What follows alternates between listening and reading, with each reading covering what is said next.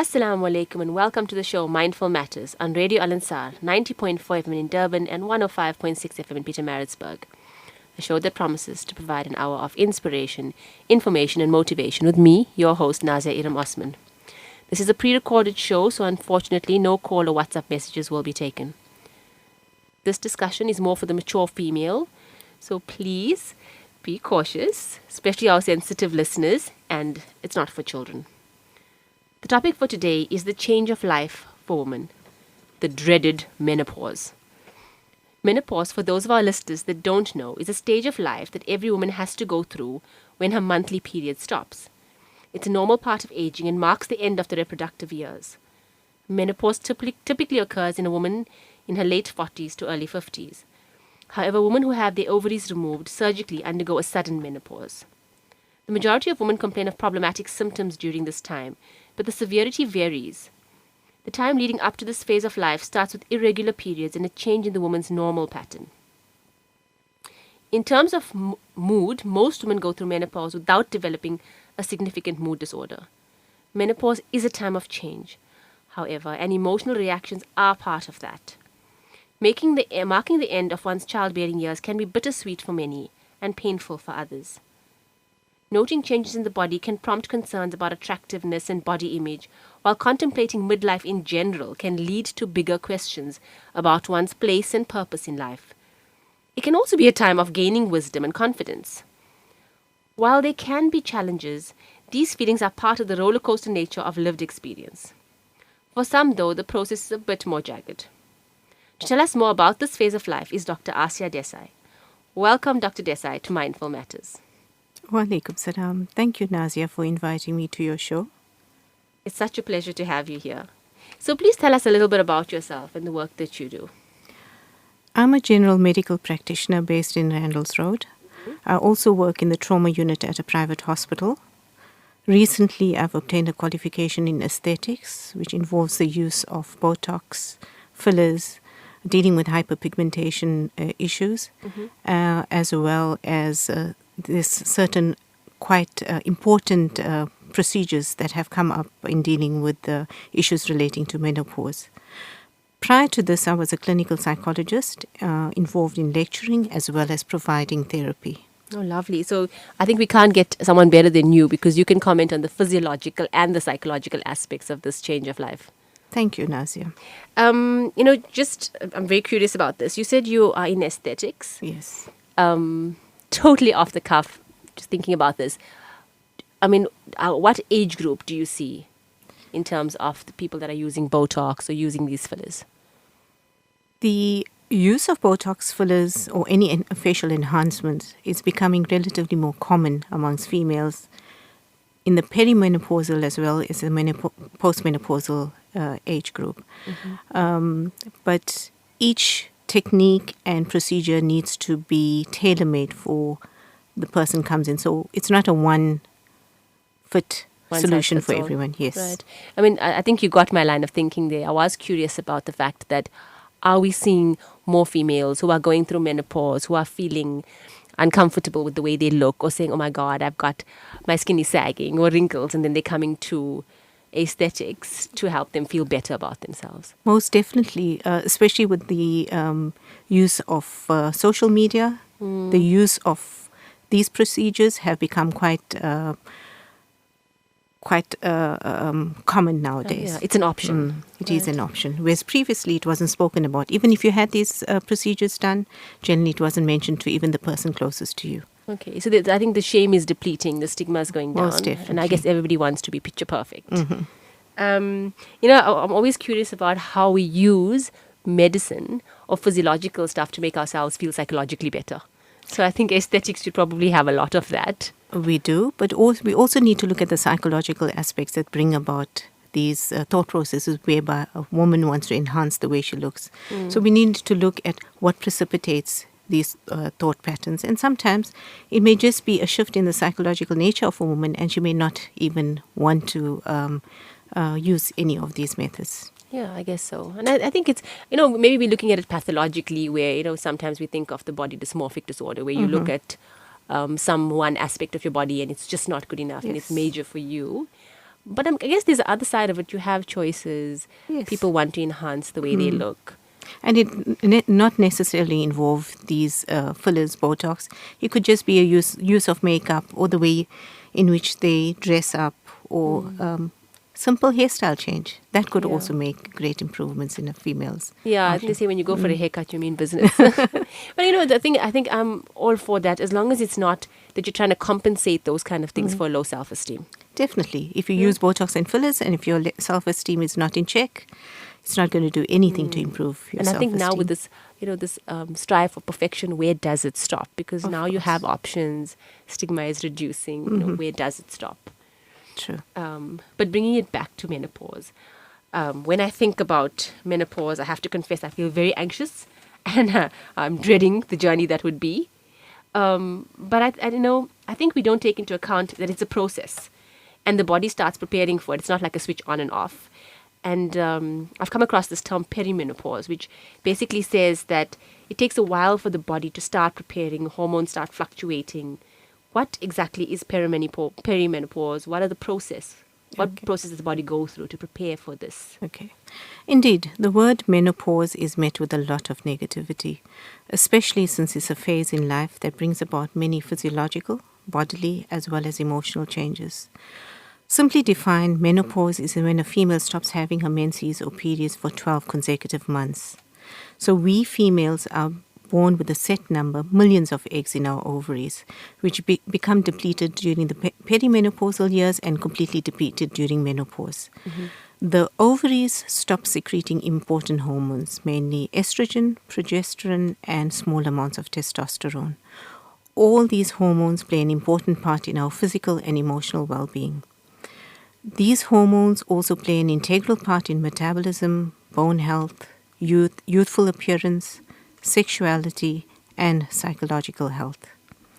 So, whilst menopause is a normal physiological process which you have defined as occurring between the ages of around 45 and 55, it can also be brought about prematurely, for example, in a disease process when the ovaries have to be surgically removed, or also in when certain medications are used to stop the menses permanently. Now, perimenopause is a time leading up to menopause, and this can vary from a few months to a few years. Right. So, while you were talking, a few questions came up in my mind. I've heard you can also naturally have like an early menopause. Yes. That kind of onset. What is early? Early is prior to the age of 45. It may not necessarily be medically induced or surgically like induced. A natural sort of. Yes. There may be some issues, genetic issues with regards to the hormonal makeup or the functioning of the ovaries, and sometimes between the ages late 20s, early 30s, some women very small. That's really early Yes, onset. and it can be devastating on the female experiencing this. I can imagine. And, I don't know if there's any truth to this. I've heard that you look at, for onset of menses and for menopause, you ask your mum, and then you kind of gauge from that age. Is there any truth to that? There is. Generally, for example, if you look at concerns regarding cancer, the onset of cancer in menopause, first degree relatives, if they have had issues or diseases or cancerous issues, it can provide a warning bell for to the genetic predisposition is there. Most definitely. Okay, so if someone's, just say the mom goes through at 49, generally around that age, you should expect it. Yes. Completely off as well. Sorry for throwing you into this. I was just wondering, if you have conditions like polycystic ovaries or you get these hormonal imbalances. Yes. Just say you've had these kind of issues with your menses. Right. Conflicted issues. Would it affect your menopausal journey? So saying, you've had all of this, you're probably going to have a really rocky ride in this phase. Is it fair to make that kind of deduction? It varies from person to person. It varies on the type of medical intervention that's been used in each of these patients. So we cannot say clearly. So if you medically managed, then it shouldn't be too much. It shouldn't. You can't just assume. Yes. Okay. So when people talk about menopause, and I go to this yoga group, and I've got a real close friend, and she's always sweating away and wagging everything to cool her face. And I put menopause to hot flushes. Menopause equals hot flushes to me. That's one of the most That's common one of the most symptoms. common one. What are the other symptoms? Just so people know. Okay, so let's start with the perimenopausal state. Some of the perimenopausal symptoms include irregular periods, where your periods may be lighter or heavier. You may have more than one menses in a month, or you may miss a few months. There are issues with sleep, hypersomnia, too much of sleep, insomnia, very little sleep, or problems falling off to sleep. Hot flushes, as we've mentioned. Vaginal dryness is very common because of the depletion of hormones, especially estrogen. There's also loss of libido, mood, and weight changes. And all of these symptoms become more intense as you reach menopause. Your hormones also play an integral part in your memory, mood, the repairing of damaged tissue and bones. So healing also becomes more delayed, especially if you have additional chronic conditions that could impact on it. So, as you're talking, I'm hearing libido, like, okay, the desire for sex, change in sleep, change in mood, probably weight gain. And all of those are ringing back memory, concentration, probably indecisiveness. Right. You know where I'm going. These are all signs of depression. Is it common to have depression with menopause, or is it easy to mistake one for the other? Menopause, and especially people who have a symptomatic time during menopause, women are more prone to depressive symptoms, not necessarily depression. The major depressive disorder. Right. We also need to look at the other signs of menopause, which would also impact on the mood of a female. Some of the signs of menopause include increase in weight gain, especially in the abdominal region. There's loss of fat pads on the face causing droopiness.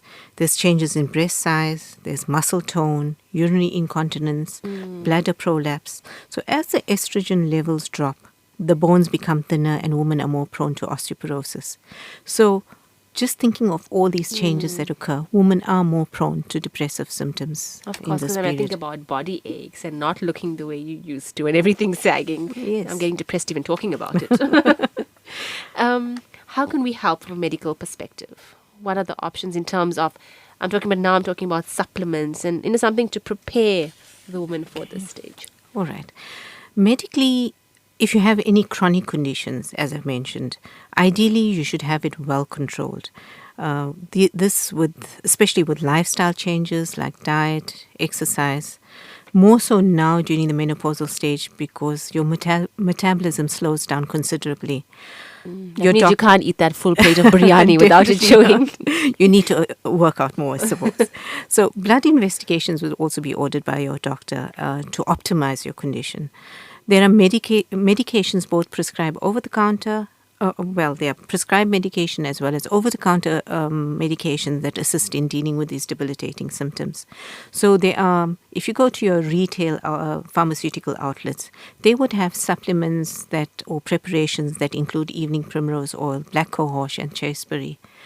There hasn't been significant research with these over-the-counter supplements, but in many patients, they do claim to have some relief from menopausal symptoms.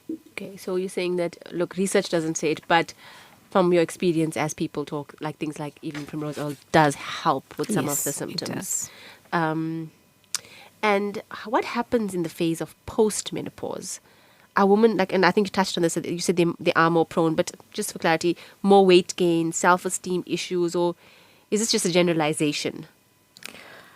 As the estrogen levels drop, women are more prone to gain excess body fat. Okay. The body fat is redistributed from the thighs, hips, and buttocks to the abdomen. Oh, God, no.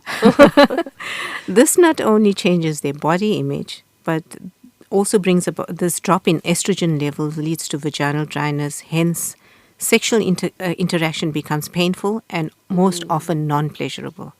Okay. And I was just going to come to that. Does it? Yeah, okay. So you practically answered, but let's go a little bit deeper. You said it does affect the sexual function. Yes. Because there is a bit of dryness, there would be pain. And I can't see how it wouldn't affect the desire for. And especially if the body image changes because of the physical changes that a female experiences. Her body image becomes quite a negative issue, and she feels she's not as desirable as she was before this period. To the way she sees herself. Yes. Now tell me, how can this not affect the marital relationship? Have you seen any impact on the relationship, or how are the husbands processing all of this? Sadly, not many husbands accompany their wives to these sessions where women come in complaining about menopausal issues. So it's not often that you come across husbands complaining about lack of sexual desire in the females. But I have seen select males come in with their wives and have complained about it. And we've looked at ways in which we can counteract or work around it. Okay. And that has been quite successfully dealt with as well. Okay, so it sounds like if the husband is supportive enough, then, there are options to make this journey a little bit easier. Yes, there are. There are various options. And I'll push you a little bit beyond your comfort zone. We'll do this. Have you had any horror stories in terms of relationships? Has it ever broken homes? Or has it been taken the wrong way, or there's been misunderstanding? This lack of a sexual response from a female, I've had a select few who have expressed the desire either to engage in polygamy, which hasn't been positively received by many females. Of course. Yes. And I've had cases where men have sought sexual satisfaction outside the marriage situation. So this shows that how important it is for the spouse to accompany the female in order for him to understand as to what's going on with the female, with his wife, and also in finding solutions to this issue as well. So finding a solution to this issue, not seeking of options outside. Definitely. But I think, this is the reason I pushed you for this. It's a huge wake-up call, even for our sisters. Because yes, your body is going through something. It is natural. Women have been through it before. But now we can seek help. It's a time of information. And I think it's also the onus is on us to ask for the company sometimes. Yes. Let's go so both of us can understand what's going on. Because sometimes we don't talk about these things and we feel ashamed about it, and thus the misunderstanding, because the male ego can also be fragile, where they look for other reasons that the woman is not reciprocating. Yes. It's important to know that these emotional changes going on in a woman, as well as the bodily changes, would impact on the sexual relationship. And most often, men do not have any idea as to why the female behavior has changed. So by enlightening him, it also helps to deal with this situation. Of course. And then, I'm looking at the bigger picture here. Yes, the bedroom is one part of the relationship, but there's so much more in that. If she's not happy with the way she looks, if she's not in the mood all the time, if she has no energy, she's not cooking his favorite foods, it becomes so pervasive now, where they forget that this is the phase, it's gonna be okay, So it's, just looking at it from that light. And I think they can both go for therapy as well. Psychological therapy would help in to help them get through this. Because I think people, they forget that challenges are part of life, and it can either break you or it can make you stronger. It's a decision that you make. And I think men, are a little bit lucky in their midlife crisis. Well, I assume. I don't know if there's anybody who wants to challenge that. What impact do these fluctuations have on mood and even general health? Are there any medical or mental conditions that a person becomes predisposed to? Okay. As I've mentioned earlier, the hormonal changes affects the mood and also predisposes the female to anxiety conditions. Okay. And especially if she's got self-esteem issues, she'll become anxious. And this could lead to more depressive symptoms. Psychologically, women are more prone to depression in this period of life rather than any other period. Unless, of course, there's an external variable that adds to or leads to these symptoms. Okay, so you're saying just by going through this phase, there is a little bit of predisposition, or they are predisposed at this point to become depressed. Okay, and anxiety, how does it show itself? Are we talking more panic attacks here, or much more generalized worry that you see it in your patients? Obviously, they see these daily changes in their lives, and it affects the family dynamics as well. So the anxiety symptoms relate to themselves, as well as how it's impacting on how they're seen by others in the family, especially the spouse. Okay. So anxiety symptoms can also be quite common. It actually reminds me of like the teenage phase, identity crisis, existential issues, where who am I? what am I doing here? What does this mean? Purpose, isn't it? Yes. It almost sounds like a bit of that. And part of it is what triggered my thinking about menopause was I found this pamphlet on HRTs, which is hormone replacement therapy. Yes. And that's what actually triggered my thinking. I'm like, oh, wow, there are options there. So what are HRTs and how do they work? What's the information around that you think listeners would benefit from? So HRT, hormone replacement therapy, is a replacement of the female sex hormones estrogen and progesterone to control symptoms of menopause.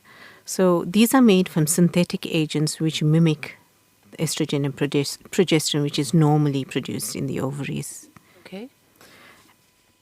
So what are the different options in terms of HRTs? HRT comes in various forms. It could be in tablet form. Patches could be used. You get vaginal creams or gels.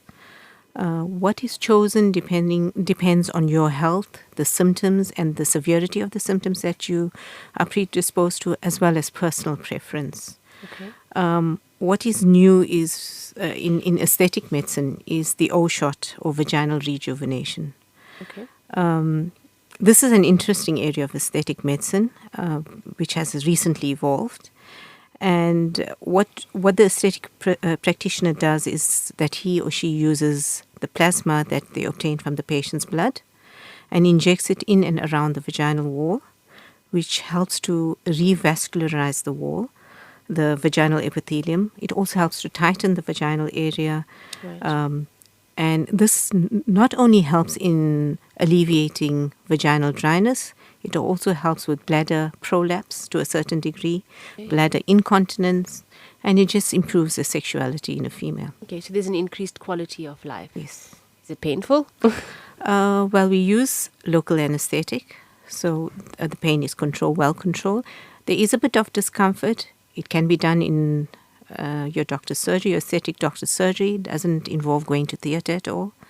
And it's over in a few minutes. So Okay, so they can go back very to short. work. Or they Yes, can. yes. It's not that invasive. So tell me, are HRTs necessary in each case? Would you encourage or recommend hormone replacement therapy? HRT can be used if the symptoms are debilitating. There are risks involved, however, in using HRT, and one has to sit with your doctor to weigh the pros and cons of HRT usage. It is used quite cautiously in patients with first-degree relatives who have had breast cancer, endometrial, or ovarian cancer. If the symptoms significantly affect the person, despite this risk, what your doctor will prescribe it for short periods of time and reevaluate you after a few months. There's a minute increased risk of developing breast or endometrial cancer in these patients.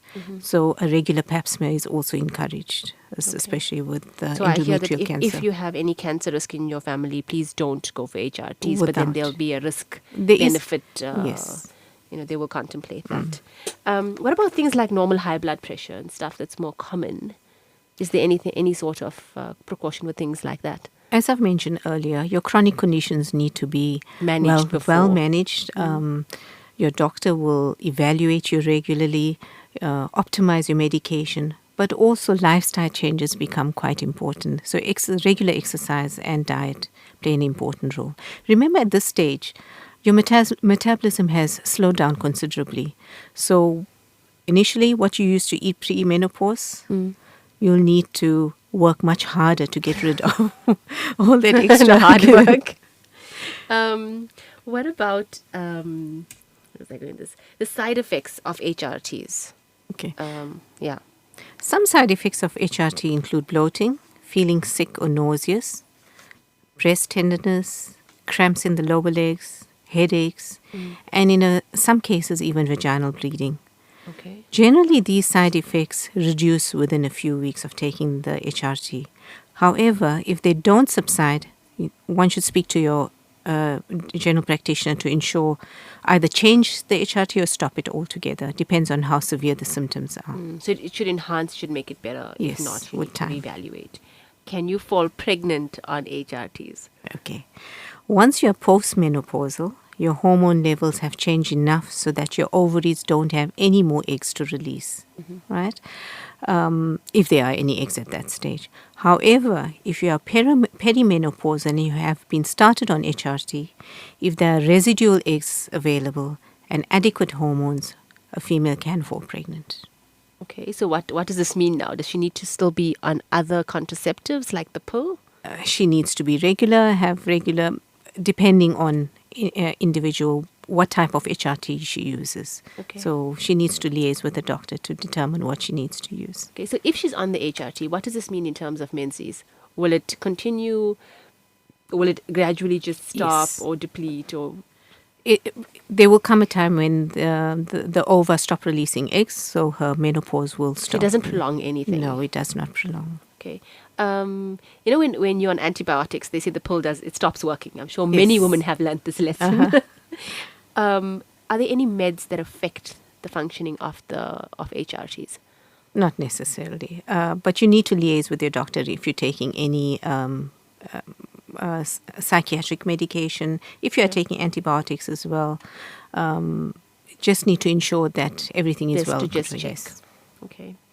Women can process this time very negatively, but it can also be a time for self-reflection and growth. And I'm not just talking about around the belly area. I'm hoping psychological growth.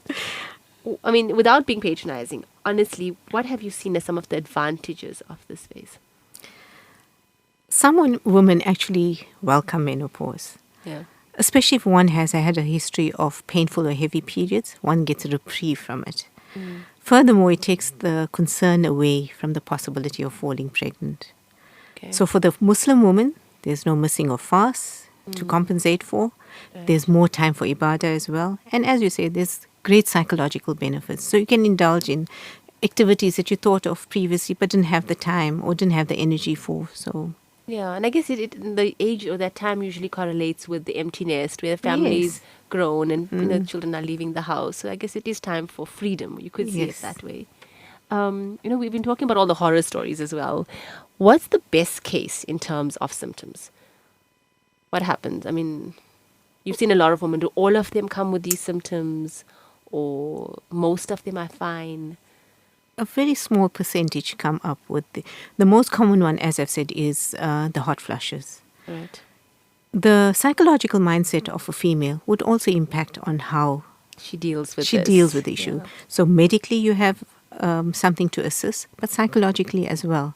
She needs to change her mindset or be assisted in changing her mindset. And once there's a balance between the two, it's very much easier to go through menopause. And also the dynamics of the family are very important. Okay, so I hear you, you reframe and you think of it differently, and then you're kind of ready for it and you go through it. Yes. But also the environment that she's in. So if there was a problematic marriage already, or if people are not understanding, then it probably would make things worse, right? It would. Right. And do you have any advice for our listeners to make this time of their life easier for them?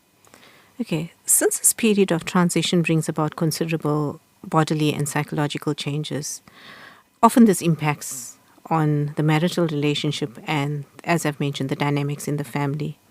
For this reason, I urge women who seek medical help to bring along their husbands or any significant other so that the medical practitioner can enlighten him or her on the impact of menopause, not just on the woman herself, but also in the relationship. I think that's very important. And I think those are very wise words, in that you don't have to go through this journey alone. There are options. Come. And just on the last note, where do they start? Do they start with a GP, or do they go to a gynecologist? Where would you suggest is a good place to start? Okay, you can start off with your GP.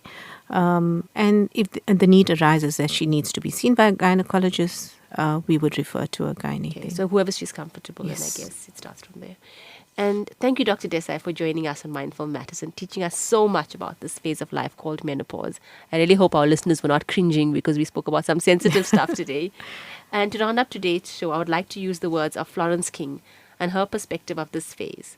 She says, "A woman must wait for her ovaries to die before she can get her rightful personality back. Post-menstrual is the same as premenstrual. I am once again what I was before at the age of 12, a female human being who knows that a month has 30 days, not 25, and who can spend every one of them free of the shackles of that defect of body and mind known as femininity." femininity. Another perspective would be that as Muslimas, we are free of the menstrual periods and have more time to spend in ibadat and getting closer to Allah subhanahu wa ta'ala. Jazakallah once again for joining us on Mindful Matters. And remember, be kind, be mindful, and enjoy the rest of your week. From me, your host, Ma'as salam.